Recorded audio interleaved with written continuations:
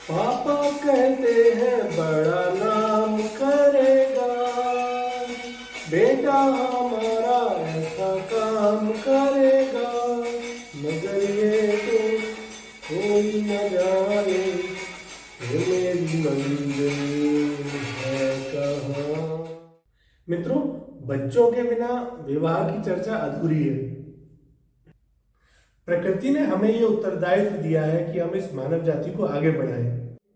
जिस प्रकार से आप विवाह के लिए सोच विचार करते हैं, योजना बनाते हैं, अपने आप को मानसिक रूप से तैयार करते हैं, तो उसी प्रकार आपको बच्चे के लिए भी तैयारियां करनी पड़ती हैं।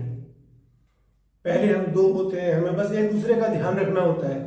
उसके बाद जब एक नवजात शिशु हमारे परिवार में आ जाता है तो हमें उसका अत्यंत ध्यान रखना होता है और वो हमारे जीवन का केंद्र बिंदु बन जाता है और हमारा सारा ध्यान एक दूसरे से हटकर उस बच्चे पर केंद्रित हो जाता है।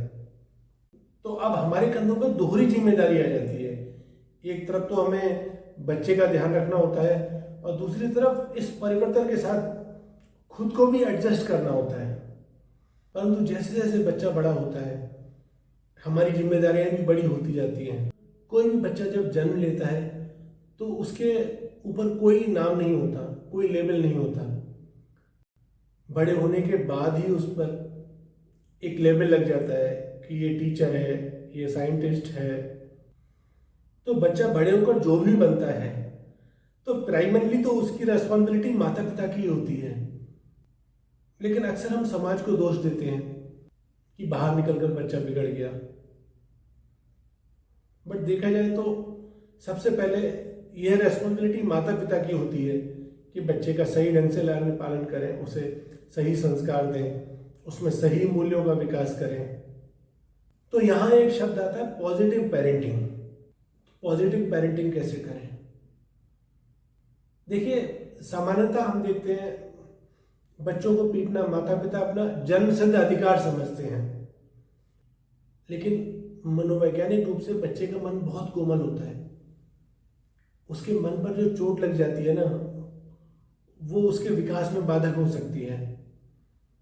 नॉर्मली हम बच्चों को कहते हैं कि ये मत करो, वो मत करो, यहाँ मत जाओ, वहाँ मत जाओ, तो बच्चे के मस्तिष्क में विरोधी भावनाएं उत्पन्न हो जाती हैं कि हमें क्यों मना किया जा रहा है। तो डोंट से ज़्यादा डूज बताना आवश्यक है कि बच्चों को क्या क्या करना चाहिए। तो सबसे पहले आपका पेरेंट्स का बच्चों के साथ समय बिताना अति आवश्यक है। लेकिन अक्सर देखा गया है कि आजकल पेरेंट्स इतने बिजी होते हैं कि वो बच्चे के साथ समय नहीं बिता पाते।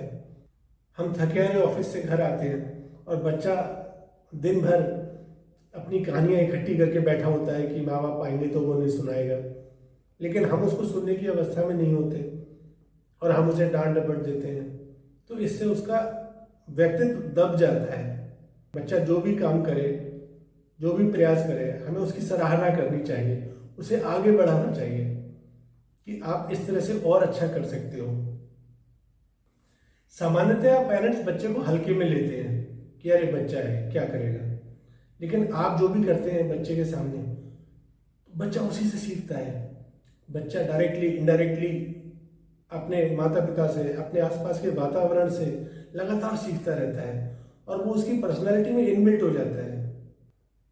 तो आप जैसा व्यवहार बच्चे में डेवलप करना चाहते हैं, आप खुद भी वैसा व्यवहार करें, क्योंकि माता पिता बच्चे के लिए पहले रोल मॉडल होते हैं।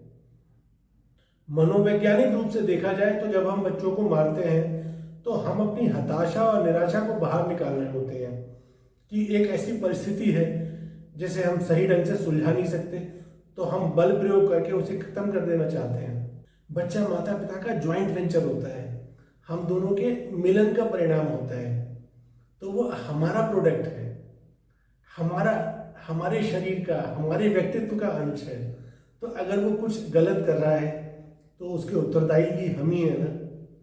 हम अपने प्रोडक्ट को कैसे ब्लेम कर सकते हैं कि ये खराब है?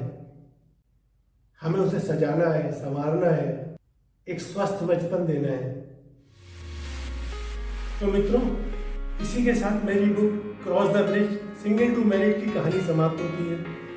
मैंने अधिकांश विषय अपनी वीडियोस में कवर कर लिए हैं, लेकिन फिर भी उसमें और बहुत सारे विषय हैं जो आपके लिए उपयोगी हो सकते हैं। तो विस्तृत जानकारी के लिए आप मेरी पुस्तक पढ़ सकते हैं। मेरी बुक हिंदी और इंग्लिश दोनों भाषाओं में उपलब्ध है और उसके लिंक डिस्क्रिप्शन में दिए गए हैं। तो thank you, see you again.